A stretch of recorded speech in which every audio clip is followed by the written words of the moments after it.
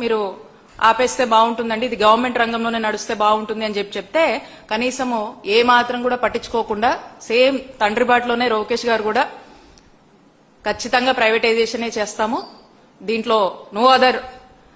Other alternate option అని చెప్పేసి ఇక వాళ్ళ మొహం మీదే ఏ విధంగా చెప్పేసి మరి ఆయన కూడా సేమ్ స్టాండ్ చెప్పినటువంటి పరిస్థితిని మనం ఈరోజు చూసాము. వాళ్లకు మన వైద్య మీరు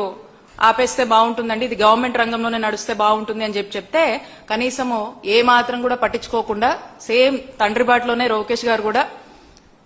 ఖచ్చితంగా ప్రైవేటైజేషనే చేస్తాము, దీంట్లో నో అదర్ ఆల్టర్నేట్ ఆప్షన్ అని చెప్పేసి ఇక వాళ్ళ మొహం మీదే ఏ విధంగా చెప్పేసి మరి ఆయన కూడా సేమ్ స్టాండ్ చెప్పినటువంటి పరిస్థితిని మనం ఈరోజు చూసాము. వాళ్లకు మన వైద్య మీరు ఆపేస్తే బాగుంటుందండి, ఇది గవర్నమెంట్ రంగంలోనే నడుస్తే బాగుంటుంది అని చెప్తే కనీసము ఏ మాత్రం కూడా పట్టించుకోకుండా సేమ్ తండ్రి బాటలోనే లోకేష్ గారు కూడా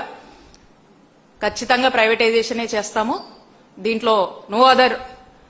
అదర్ ఆల్టర్నేట్ ఆప్షన్ అని చెప్పేసి ఇక వాళ్ళ మొహం మీదే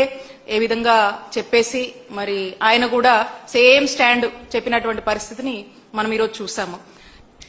వాళ్లకు మన వైద్య మీరు ఆపేస్తే బాగుంటుందండి, ఇది గవర్నమెంట్ రంగంలోనే నడుస్తే బాగుంటుంది అని చెప్తే కనీసము ఏ మాత్రం కూడా పట్టించుకోకుండా సేమ్ తండ్రి బాటలోనే లోకేష్ గారు కూడా ఖచ్చితంగా ప్రైవేటైజేషనే చేస్తాము, దీంట్లో నో